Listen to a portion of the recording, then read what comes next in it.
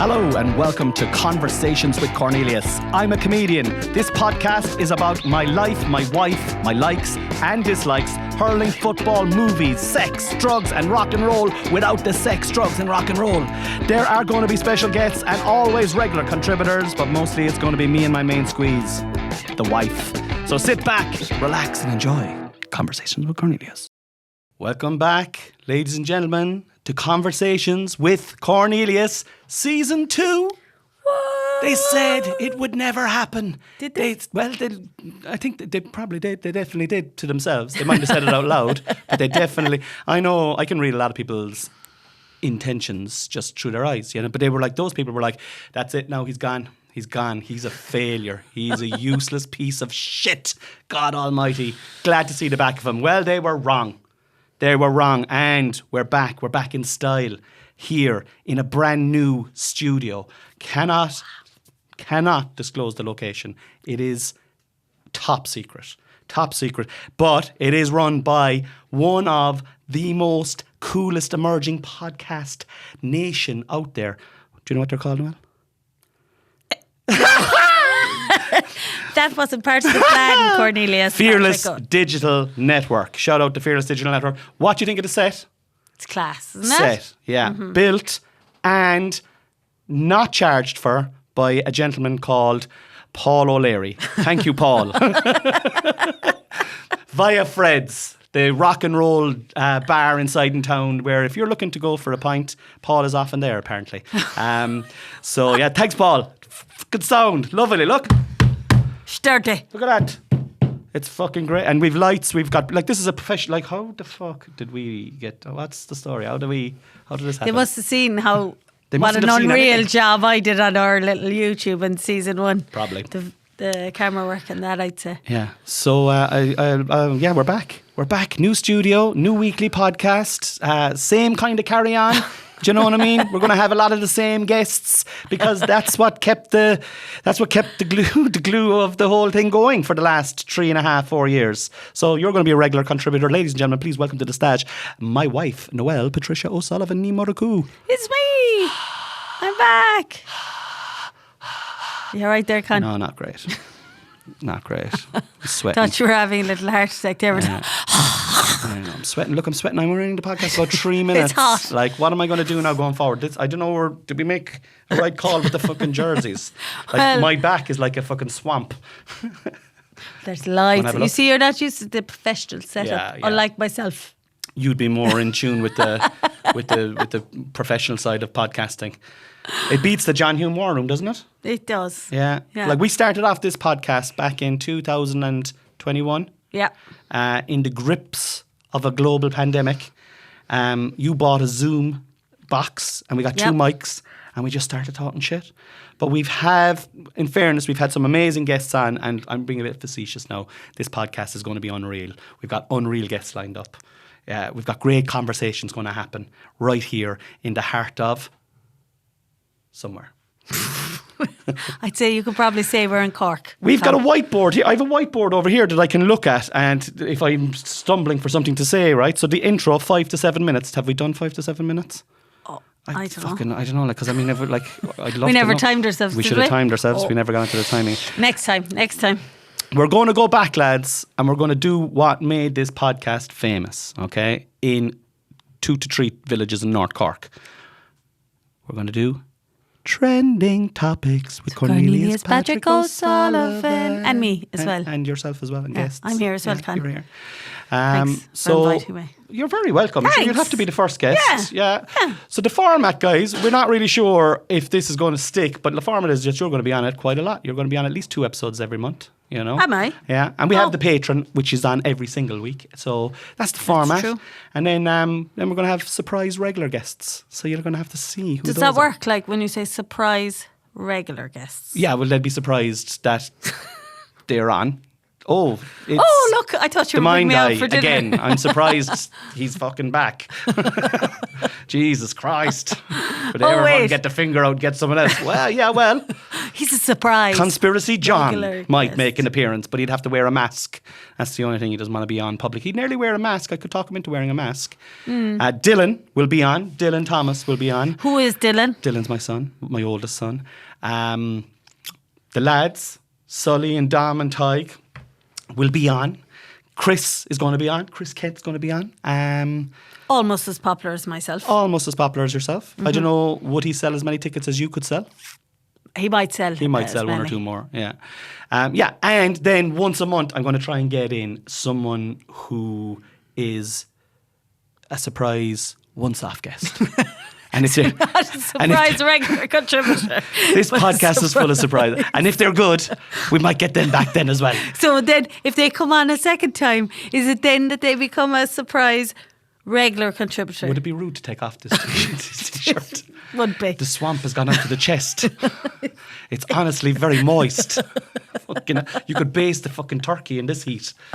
There's two fine breasts of chicken there. There's two fine. Oh, is there? Is there? Yeah. Okay. You've two fine breasts of chicken yourself. God bless you. Thanks. Proud out. Cheers. We have. This is so professional now, guys. We're drinking a drink that we can't tell you. It's blacked out. You know. So Gone are the water days. yeah, Woo. gone is the tap. We've upgraded to this stuff that Cordial. we can't shout out the company though. We were just taking a drink there. Sorry, guys. Fucking hell. If you're watching this on YouTube or wherever, what are you doing with your life? Like, there's surely something better. Welcome, maybe. Oh yeah, welcome. Maybe we shouldn't give out about them.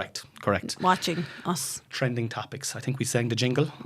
We did. We didn't get any further than the haven't. jingle, though. So those of you who are tuning into this podcast for the first time, there's a segment on this show called Trending Topics with Cornelius Patrick O'Sullivan, where I go online during the day and I'll pick out one or two or three things that the world are talking about, and then we will discuss them because usually we don't know what is going. Like, so yeah, okay. First of all, right? Hashtag kidfluencers. Kidfluencers. Yeah. Do you know anything about kidfluencers? Is that people who use their kids as influencers, or are the kids the influencers? It's both, I think. I think it's a bit of both. There's a bit of drama on Twitter, formerly or X, formerly known as Twitter today, about kidfluencers. Oh. Yeah. So a lot of people are saying that it's negative to be putting your children online at a young age. Yeah. I know with all the AI and all of that, I mean, our kids are on social, All the they're time. on with us, yeah. Yeah. But then you would see that accounts that get bigger and bigger that may have had their kids on, no longer have their kids on. Yeah. They star them out or whatnot. There are certain families that have their whole business is just mom and dad and the two kids, and they're like doing loads of brand deals, making and it's like. And I think that's when the mother, it's usually moms. And there's a couple of families that have dads as well, I guess. But it's usually moms that have started their world of social media and are building their following. But they see that the traction is in using their child for leverage. Yeah, well, that's strong, but having their kids on is what's relatable. It's all about what's relatable. And if you are a mom with kids and you want other moms to watch your stuff, then other moms are going to watch you with your kids and see the kids using the products that you are out there to sell. Right. Okay. Do you know what I mean? Yeah, See that side, I don't think that. You're not affected by that side Yeah. as much as women. Women are a lot more inclined to be the consumers.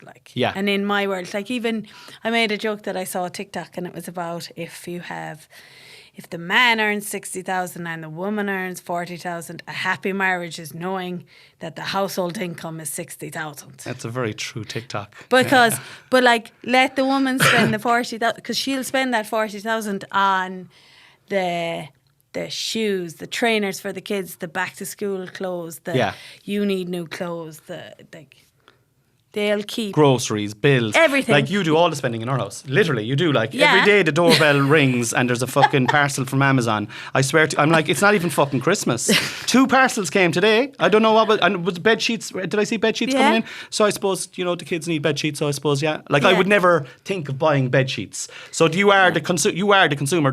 In our house, if we're looking at it as a snapshot. But I think we've kind of zoomed out from the kidfluencer topic, like, because I put the lads on my story from time to time, like, you know, I'll have Harvey on.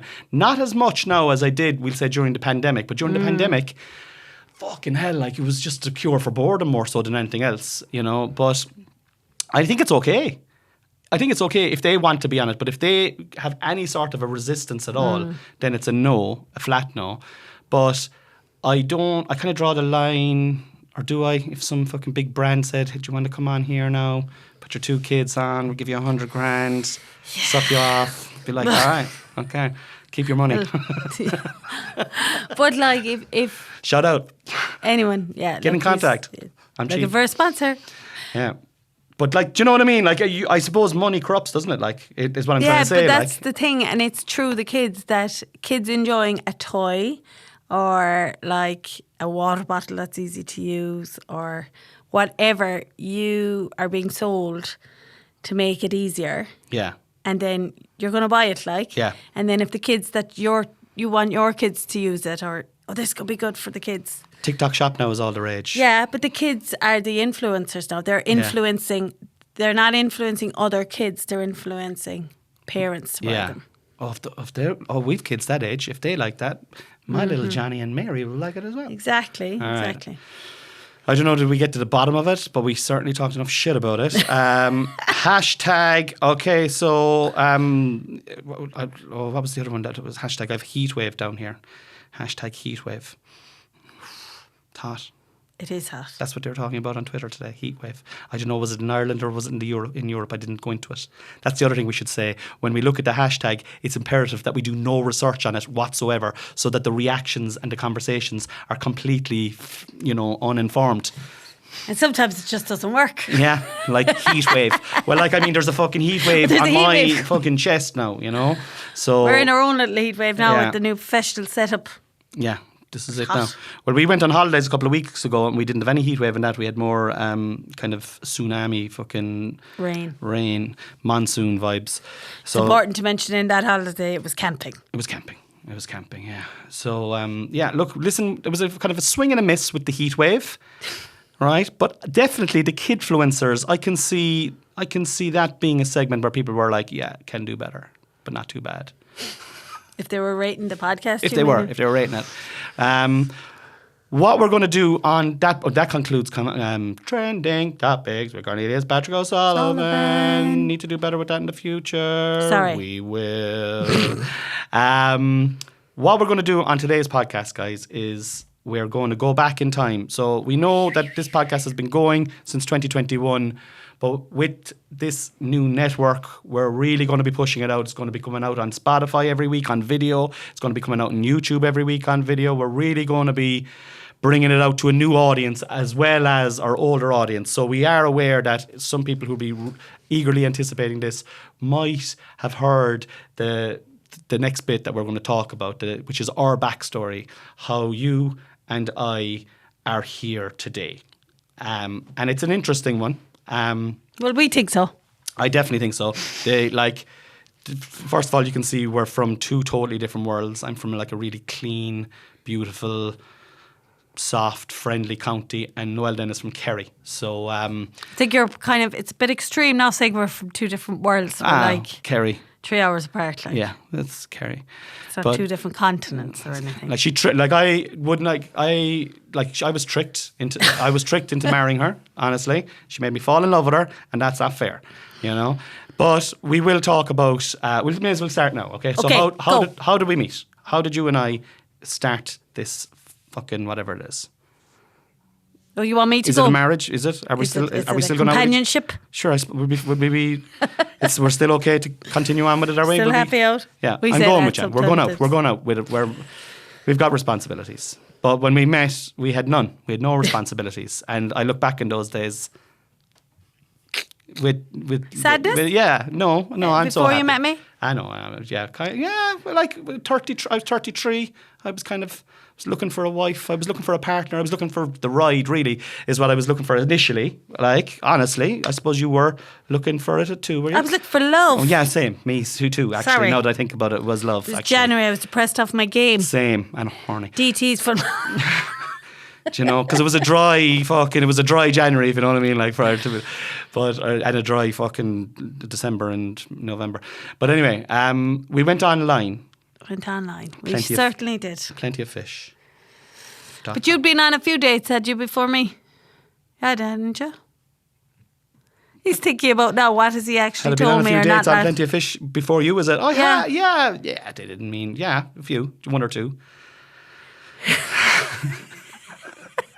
Give the truth now. A lot. Were you? No.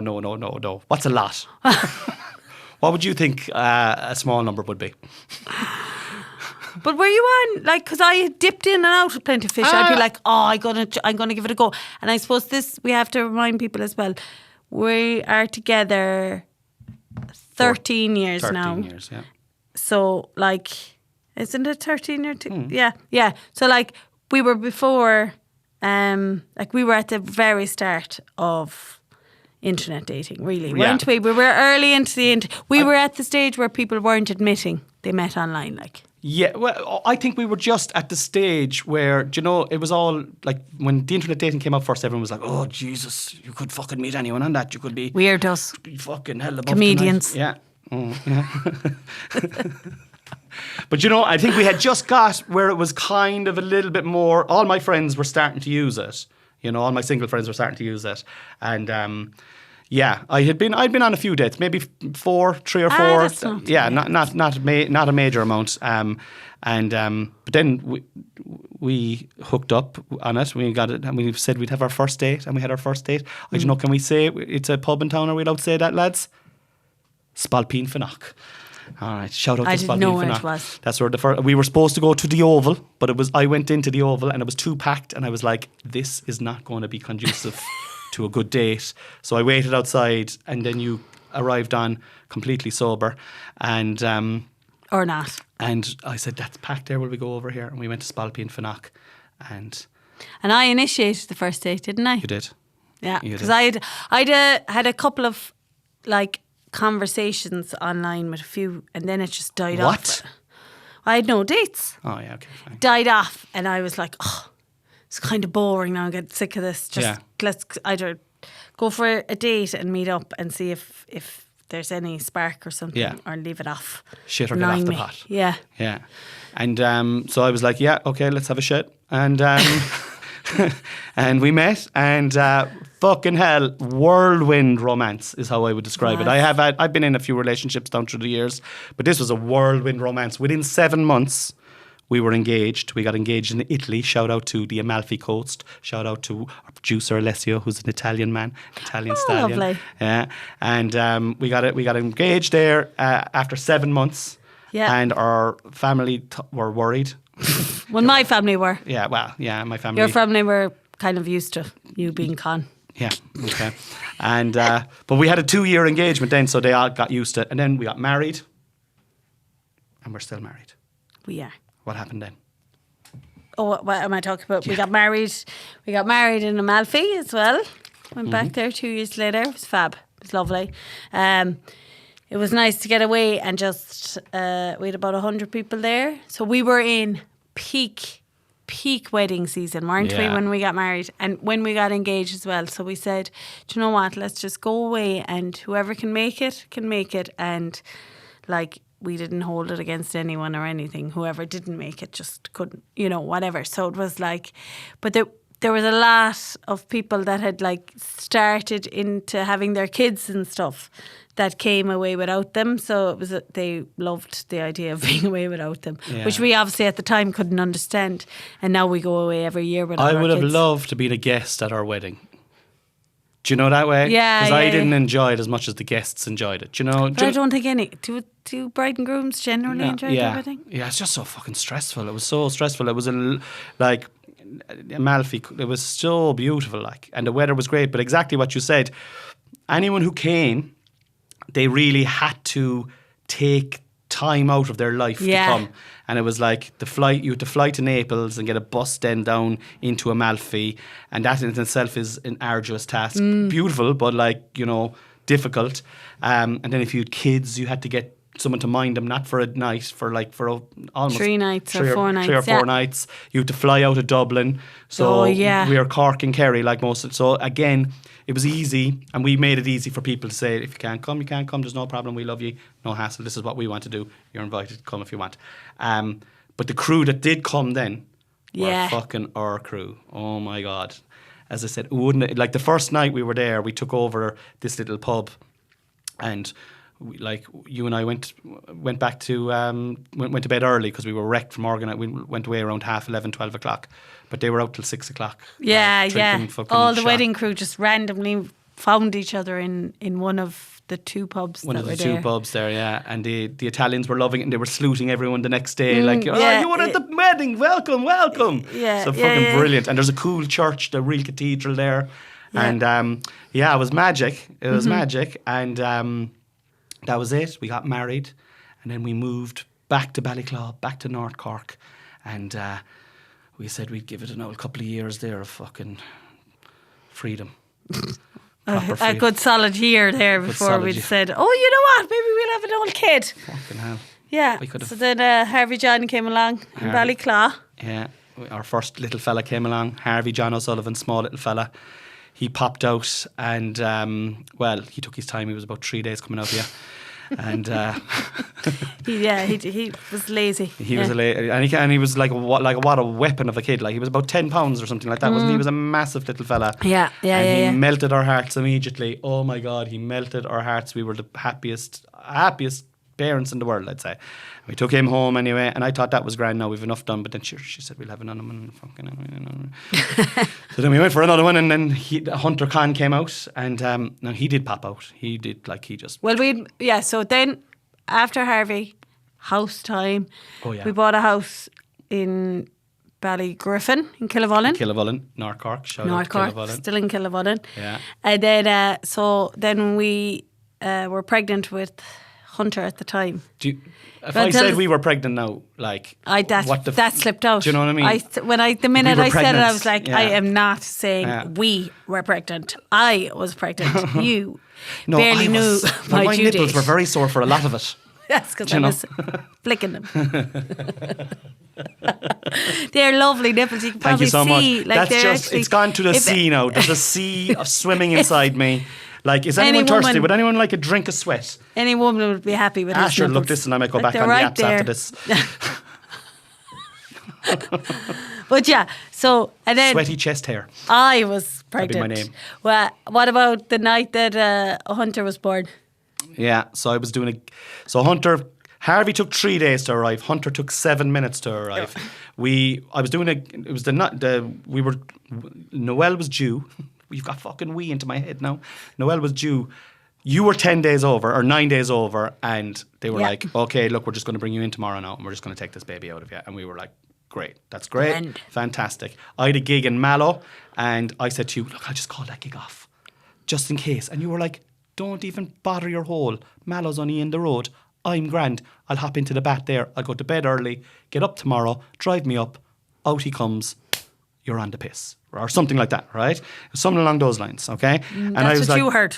I was like, grand, no bother. And then in my own head, I was like, this is my fucking last night now of real, like, fucking, because when I have 2 small, like, I'm fucked, like, you know? So I know, you kind of knew how much of a mind fuck it is having one child. Yeah. And the newborn phase, you were like, honeymoon period is over here, now we're about to head into another. Yeah. And I was hosting a show in Mallow. Mike Morgan was doing his solo show. And he asked me to open for him. And I was like, brilliant. Went in and I hosted him. It was great crack. Got to halftime. I was making jokes all the way through the show going, she could go out at any time, lads. She could go out at any time. And but I knew that you weren't. Like, we planned to go the next morning, and that was grand. Halftime came. I rang you. Yep. I said, are you okay? You said, love, I'm grand. Take your time. I said, 10 o'clock. I said, no bother. I said, I'm going to have a drink now. I said, so I'll get a taxi home and we'll drive our second car in tomorrow to collect the good car and drive to Cork. That's what I said. You said, no bother. I'm grand. Enjoy your night, love. She hung up the phone and I sparked up a huge joint. The last one of freedom. I was like, fuck it, this is brilliant. I'm going to get a taxi home tonight. I'm going to have a few beers. I'm out with my buddies. And the next thing, the show went on, and I was at the back. I was standing beside Sinead Walsh, great comedian, good friend of mine. Two of us were there sipping on a beer. The phone rings. Your name comes up in it. I'm like, fuck. Are you all right? No, get out here quick. Do you want to say? Do you tell the how far along? You should have known. If I thought we were pregnant, my nipples are sore all fucking month. That was my sign. You know? It's my fault now, is it? Yeah. I should have known. You should have known. I didn't know. Sure, talked to you, and I was like, nah, there's nothing happening here. This is just normal pre-pains. We'd been up. I forgot to mention we'd been up to the hospital. Oh yeah. With Braxton Hicks the day before, so it was like, nah, this is the same thing. And then I got into bed and I said, I'll just have a time of these now and see. Do you want to tell people what Braxton Hicks is? Because there's no way I would know what Braxton Hicks was unless I had a child. There's 3 men there now. Lads, do you know what Braxton Hicks is? No, none of them fucking know. So you have to explain stuff. What's Braxton Hicks? Braxton Hicks is false pregnancy, false labour pains. False labour pains. Yeah. So we had been up because the doctors had told us you're going to have fast labour. So if you have any pain, come up. So we did that, and it was a no-show. No go. So they sent us home the day before. So it was like, no, this is the exact same thing. I'm going to get some rest, and we'll go in the morning, and I'll be induced. It'll be fine. Or so I thought, and then spoke to you, and I said, I'll just time these now. And they were like, I still have it on my phone actually because I still have the app. But I think they were like 10 minutes apart or something. And then they decreased. So it was 10 minutes. Next one was 10 minutes. And then it was 9 minutes. And then it was 8 minutes. And that would be... These are contractions, is it? Contractions. So the pain had started to get closer together. So then... Can I stop you before? Can you explain what a contraction is? Because I'm still not really sure. Well, I think you kind of put me on the spot because you want a scientific term for them. No, or just what is it like? Well, it's just a severe pain, but it's the baby heading out. I love the face. I don't know why I asked this. Would you like to teach? So it's the baby's head is starting to engage and come out the vaginal passage. Lovely, yeah. Yeah. Okay. So that's it's being pushed out. So it's a contract like yeah. And it's pretty like, much and when muscular. it's 6 minutes, it's happening every 6 minutes, and then it's happening every 5 minutes. So then, and the sooner it gets to 0 minutes, then the baby pops out. Okay. So I was like, no, you need to come. You actually need to come now. What were you at when that was? I can't really remember, to be honest with you. But it had started to decrease anyway. And then we live in the back arse of nowhere. And Connie arrived, and I remember sitting down in the sitting room going, this is actually happening here. And I didn't know the road. We went up this mountain road, this shortcut kind of, and every bend and every turn, I was like, are we there yet? You rang the hospital. I rang the guards first. Did you ring the guards first? I rang the guard, and I'm after smoking a fucking doob now as well, do you know what I mean? I don't smoke and drive, okay? I don't. Drink and drive or do drugs, and I don't do any of that, all right? I'm a very conscientious person, but I thought I was getting a taxi, you know? My nipples were fucking killing me all week. You should have known. So I fucking got the call, hopped into the car, and I was kind of levitated. I was going so fast, right? You were in horrific pain. Into the car, and we went up over the Nagle Mountains, hopping up over these fucking things. I'm on the phone. You were screaming, it was gone down to 4 or 5 minutes at this stage. I was like, she's going to have the baby in the car. I just got it validated last week, you know. Honestly, and I was like, I did think, and I was like, I will ring the guards to get an escort, and I rang the guards, and they said, where are you? And I said, I'm just coming out in Granada. They said, there's no point now at this stage, just drive on because the timing of the night, it was nearly 11 o'clock at this stage, and they were said the traffic is lighter, we're not going to help you, just drive on, and if anything happens, you've rang, and yada yada yada. We did ring the hospital then, And lads, it was some, like, I know now you were in a lot of pain, but it was some buzz driving through the city, through the fucking red lights and fucking overtaking cars and fucking, you know, it was some... Do you think you're in Grand Theft Auto or something? Yeah. It was unbelievable. And I never got up to Cork as fast as I did. And we got up there anyway. We sped in, parked the car outside the door of the hospital, just fucking left the door open. In we came. And it's funny you should bring it up because we had been in there a couple of days prior with the Braxton Hicks, and there was a couple in there who were in there that day with us the first day, and we'd come back in the next day and they were still waiting. And I was like, those poor souls, they've been here. Like we had been with Harvey, you know. They were outside just passing time. And they were waiting, but you were inside, and they put us back into that room, and you were like,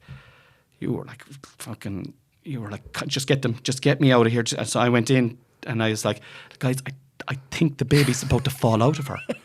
You see, they'd be used to people going, I'm in labour, I'm having this baby. And the baby, like, you know, they're 10 centimetres and they've just started labour, like. Take it from, so then they took you and...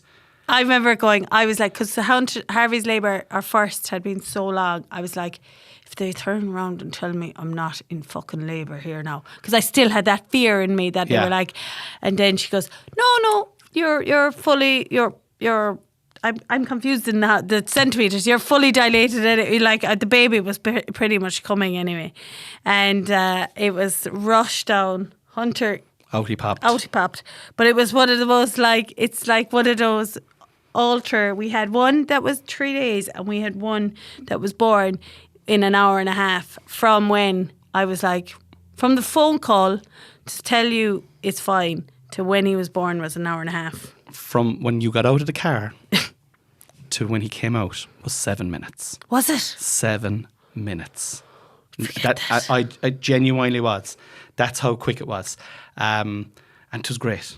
It was great because it didn't, you know. But anyway, we went off on a tangent. We do. That happens. That happens. Tangents. But like, so we have him then, and we have Harvey, and you're working. I'm a comedian, stand-up comedian. I'm working doing comedy, and you're working in your job as a fairly high up scientist. And I worked in a pharmaceutical company, and everything's grand, everything's going great. This is before the pandemic, everything is going swimmingly well. I'm getting busier, slowly building my profile. You got a big promotion, and then you started noticing stuff with Harvey John, our first kid, and you were like, I think he's displaying signs that he might be on the spectrum. He might be autistic. He might have autism. You can correct my language on this.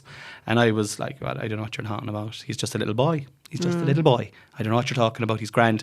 But you were insistent on it, and we went away and we went through the motions, I suppose. So it first came to light when he was about 2 during the general checkups, and they were like, oh yeah, what was his first words? And we were like, goal, football. You know, and they were like, does he say mom and dad? We're like, oh, he says dad, but no mom. So we had to work on him to say mom, but because he didn't come out with the normal vernacular at the start, it was like, oh, there's a slight, we'll watch his speech. So that was a 2, and then they wanted us back when he was 2.5, and that was about when Hunter was born. So he's just on the kind of, till he was about 3, he was on the watch list for autism. And so, but it was very much like, that's just a boy being a boy, or that's, you know, he had a very strong American accent. And it's like, oh no, that's just from, people would say, oh, that's just YouTube. From watching cartoons or YouTube. And I was like, his emotional regulation, I was like, he's not spoilt and he's around like a spoiled child. Like, that's the best way that I could describe. And I was like, I know that he's not spoilt. So I was like, he doesn't seem like a kid that is getting all these kind of, that all these tools are being used on him is the wrong word. But like, I was, you know, doing a lot of research, and I was like, no, there's something here. But you were like, no, he's just a little boy or whatnot. Yeah.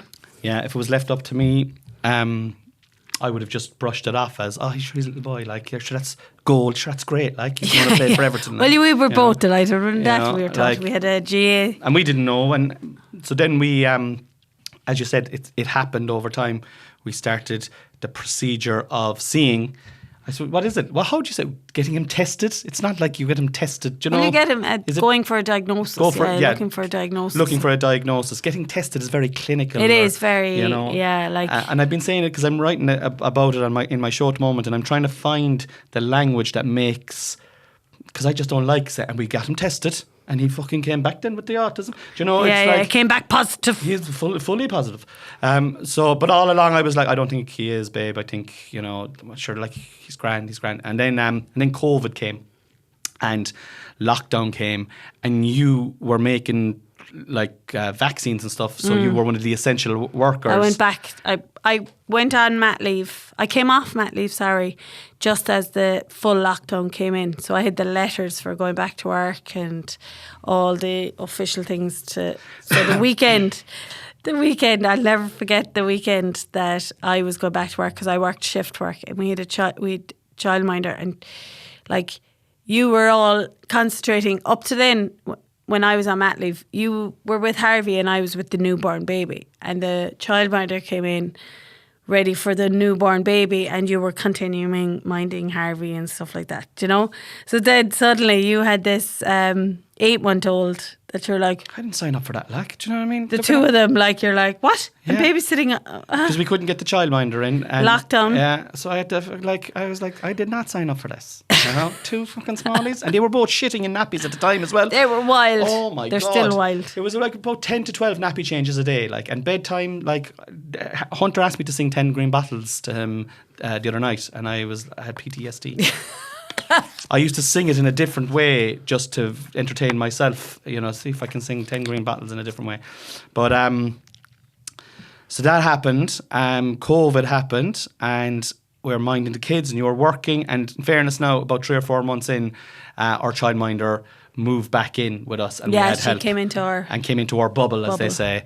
And because you were coining it, and we could make a few bob, and we could spend it on a bit of help around the place. So that was great. Well, I was gone 60 hours a week out of the house as well, like so. Yeah, and yeah, it was grand. And sure, look, we're not going to get into COVID now because everybody has an experience of COVID, right?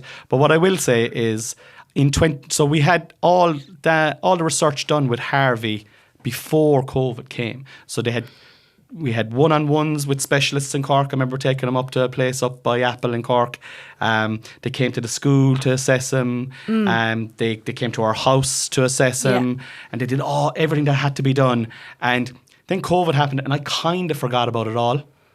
You know, I kind of forgot about it all. And then in 21, they were the Zoom calls, which were all the rage during COVID. We were having our Zoom call to have the diagnosis. And even on that morning, you said to me, do you genuinely think he's not autistic? I said, I don't think he is. I think he's fine. I genuinely, not that he's not fine, not that you're not fine if you have do you know what I mean? Yeah, I said, I don't think he has. And I said, do you? And you were like, I do. I think he is. I think he is. And then we got the diagnosis, and straight away the lady told us. And I would categorically say that day changed our world forever. That diagnosis changed your world and my world, and our family world forever. 100%. 100%. Yeah. You know, it was a sad day for us. It was a very, very sad day for us. And even thinking about it now, it was an emotional old day. Like, but it's an emotional time. I think you're minimising it if you say a day, because there's a period of time that, and actually I speak to some moms now whose kids are just diagnosed because they see us at a different stage in Harvey. Like Harvey was 4. He's 8.5 now. So we've had 4 years knowing, and you're learning all the time, and you're learning all the skills for your kids anyway, and you're gaining all this information. But there's a period at the start, and I think it's really good to acknowledge that you kind of mourn the way, the future you thought your child was going to have, for them, for yourself as parents, but mainly for them. But you like your world is implodes, like, as in, like, what your plans were. You don't know suddenly, will they be going to college? Will your they be fear going increases to as well. Your fear for them. It's like, I remember my mother saying to me years ago. She goes, you'll always be worried about your children. You'll always be worried about your children. And I remember her saying it to me, like, when I was growing up, and I was like, what do you need to be worried about me? I'm grand. Yeah. I'm grand. Do you know what I mean? Look at me, you know. But it's true. Mm-hmm. It's true. And then when we found that out about Harv, I think the worry is just amplifies, you know. Yeah. But we might talk more about that in future episodes, you know. But we got to grips with it, and it was 2020. It was 2021, and I think really lockdown didn't end until, was it really? I think, was it January 22? Thereabouts, when it kind of really, when they were, or February 22, when they just were like, all right, the fuck, come on, go out there again. You're grand. Shift away, lads, again. Do you know? And all of a sudden, I was back working, and we had Sam in minding the boys, and you were working, and my career kind of started to take off, and we were flying it. We were balancing both of it. We were flying it. We were really flying it. You were a great job, and you loved your job. I was getting on great with my job. I was getting bigger gigs. I started to do support for Chris, and everything was going great. And then we had another bombshell. Then our childminder left us.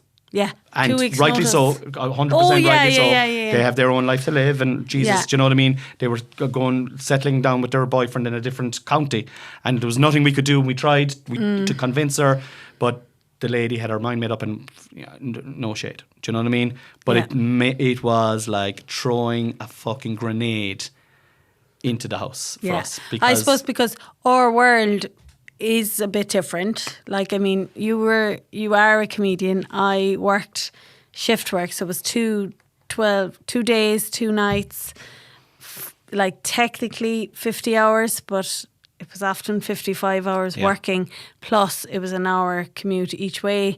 So it was like, all had developed based on us having this particular childminder who came along who was with us. She worked your shift rotation. Yeah, she worked out my shift pattern. You were able to go on, like, leave at 2:00 when you need to go to gigs up the country, and we weren't able to slot 2 patterns because you don't have a pattern that would work in with mine or whatnot. Yeah. So and then with Harvey's needs, and we had another boy that was a small boy too. We had 2 small kids that we needed something particular to cover for childcare, and it wasn't coming available to us, like, in the short space of time. Like, we had no time to try and figure it out. So then I started looking into maybe taking a career break or taking carers leave or something like that.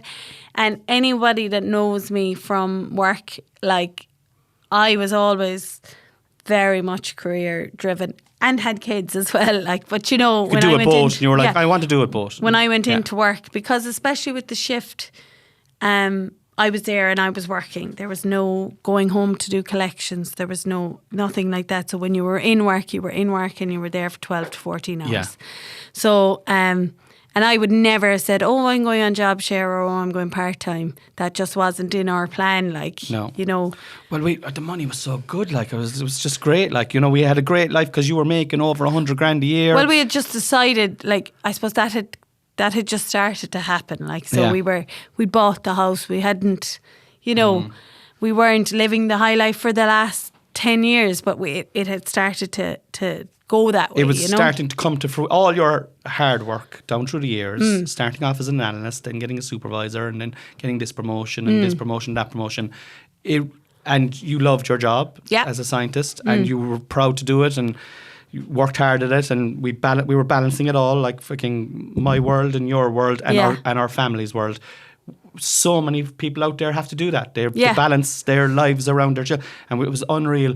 But then Samantha left, and we just couldn't find someone that was right. No. Yeah. And that was the real thing. Because I think if we had found someone who was exactly like Samantha, we possibly would have just gone. Oh yeah, we would have just continued on. So you looked into the carers allowance, or not carers allowance, the carers leave, is it? Carers leave, yeah. Carers leave, and you're entitled to 2 years. Yep. So at that time, I was definitely getting busier, and I said, and I was, the money was great now, right? But I fucking hated the fact that you were away all the time. Yeah, and I was always, yeah. and you were always, you'd be 4 days on and 4 days off. And anyone who's worked shift, they'll know this. It's so, like the first day you're off, you're sleeping. Yeah, yeah. Then the second and third day, you're trying to make up for all the time you've been off. Trying to be the best mum in the world, the best wife in the world, have your own, like you have to fit it into 48 hours. And then on the last day, you know you're going back. So you're just restful and you can't do anything. And I felt, even though it was 4 days on and 4 days off, I felt that it was kind of like six days and 2 days off. Yeah, there was a real 2 days in the middle there. Yeah. Where and I was like, and I was fucking supportive and very happy for it to continue because the money was great. Like the money. But it was also like to you, I wanted to do it. And you wanted to do it. Yeah, and you were happy to do it. Yeah. But I would always be like, Colin's sick. You were always like that. If you had a head cold, take the week off, not for that. You get the week. It's just the same thing. 1 day or 7 days, they have to fucking pay you.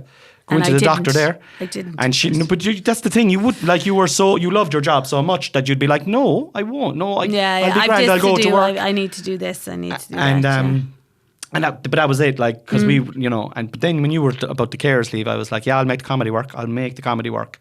Let's fucking do it. Can we make it work? Can we make it work on a budget? Like, and we did the budgeting out, and you said you'd help me out then with the ins and outs of the background stuff, which I wouldn't be great at.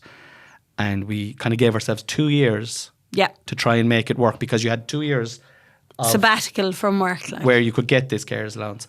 And that kind of brings us up. Actually, this episode is lovely now. We'll probably be finishing it up soon, but it brings us up lovely to the 2 years elapsed. April this year? June this year. April, May, June. I'm not too far out. June, right? And you decided, and it had to be your decision. Oh, 100%. It had to be your decision. Yeah. You decided, you were like, I'm going to stay at home, and we're going to try and get the carers leave, and you're going to be around. And I don't know how to word this now, because maybe it's better from your words, but you're going to stay at home. You're going to be stay-at-home mom slash my manager and agent. Well, I suppose I struggled a lot with this, and it's you have spoken to me. Like, I'll always say, oh, I help you out. You're like, no, you're in the office, we work together. Like, it's a team. Yeah, like, so now I am saying I work from home, like, yeah. I do say, and like, even if I'm doing something, meeting somebody, I'll say, no, I'm working that day. Yeah. Like, because I have noticed that fall into even with the lads now at home. Yeah, like I'm in the office. I'm not helping daddy now anymore. I'm working in the office. Yeah. I'm in the office. Like, yeah. And you've taken charge of all, and I would say that, like, because like I've, touch wood, things are going great. I'm very busy. I'm going out in my second tour now this year with a brand new show. But you were my tour manager the last time, but this time it's bigger. It's a bigger show. It's more venues. There's more work behind the scenes. And honestly, I know I'm on the stage telling the jokes and telling the stories, but it's our life that I talk about. It's like it's stories about us and our kids and life and fatherhood and all that kind of carry on.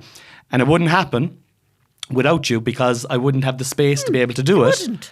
But but no, I wouldn't have the space to be able to do it, and I wouldn't have the time to be able to do it. And you're very, so I do think it's a team, and I'm not being wanky when I say that. I do genuinely think it's a team. Team Una. Team Una. And we had that back from, what was that show? That's a long way back. What is it from that show? The turnaround. Eurostar, is it? Eurostar? No, they used to turn around. Oh, Team Una from... She was in a band, and we were Team The Saturdays. Una. They'd sit here and then they'd press the button, and if they liked the singer, what was the name of that? The fucking silent mask singer or something like that. Yeah, something. And but Una Healy, we were on Una Healy's team, so we'd always just go Team Una. And now that's kind of Team Una if we're trying to maybe if we've had a fight and we're half come to an agreement, we'll go Team Una. Team yeah, Una. we're kind of like we're sticking it down. Well, that's how I think it is anyway. I think maybe you're saying it in a loving no way. one fucking say you can move, you can go away whenever you want. There's the door, girl. Out you go. Can I have a lift home? You have the keys. So we had a big, I suppose we had a big discussion like 2 years ago when we were deciding to take this career break and take the sabbatical. So it was a huge deal to hand in the notice to the pharmaceutical company that I worked at for I was there 15 years when I took the sabbatical. So 17 years working in a really stable environment. And I always say we're yin and yang when it comes to work environments and stuff. It's how I'm not even sure sometimes how we work together, and I certainly don't know how anyone works with him. But you're never coming on this podcast again. Fucking hell. Actually, I have the keys. You can walk home.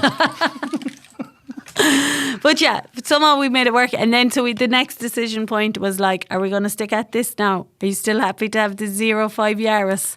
Yeah, and the 15 Skoda outside the Gap?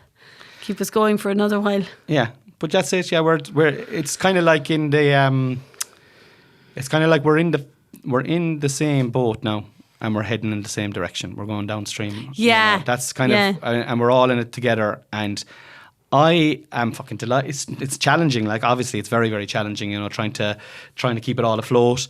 But I do think we're very are you happy with your life now? No, going back to work. A second there and going back on Plenty of Fish. Might have to go to Tinder now or something. Yeah, okay. Well, that was your idea. I'll take it up. Getting back to, are you would you like to go back to work? No.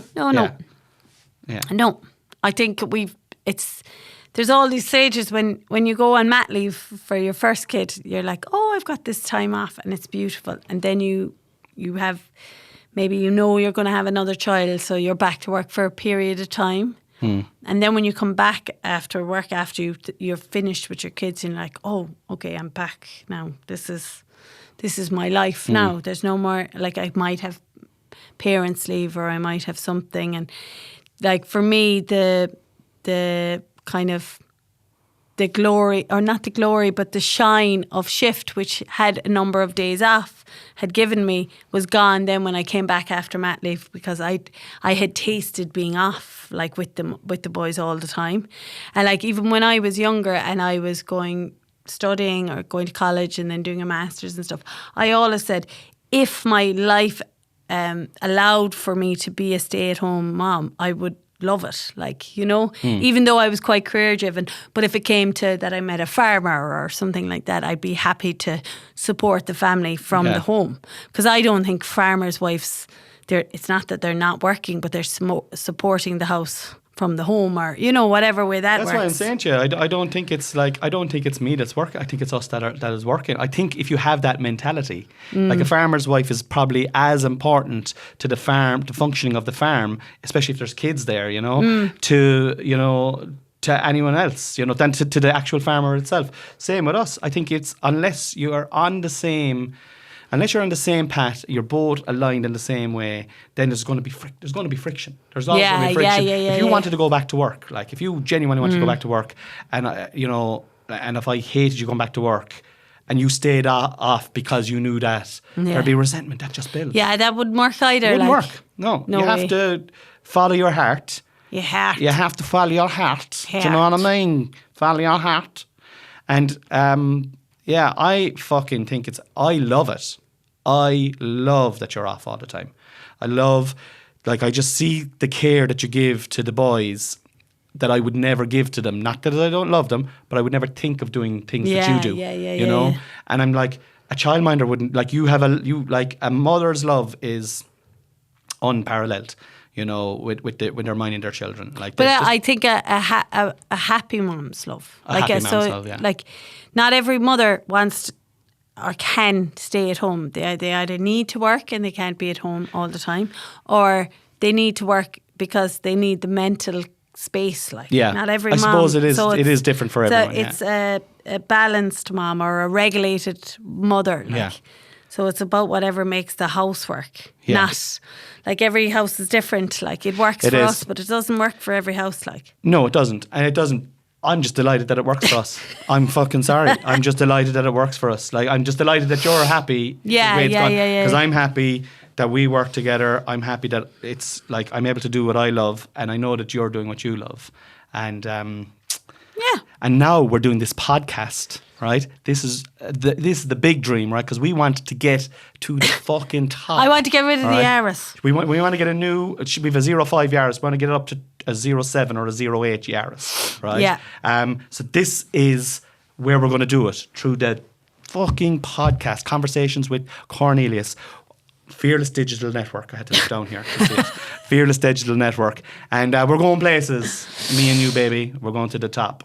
Well, we're going up the first floor anyway. We'll have a look then. We'll see how it goes. So come along and like and subscribe and support our Patreon as well. There'll be a link in the bio. And we're only getting started again. Yeah? Round 2. Round 2. Staying by the wall.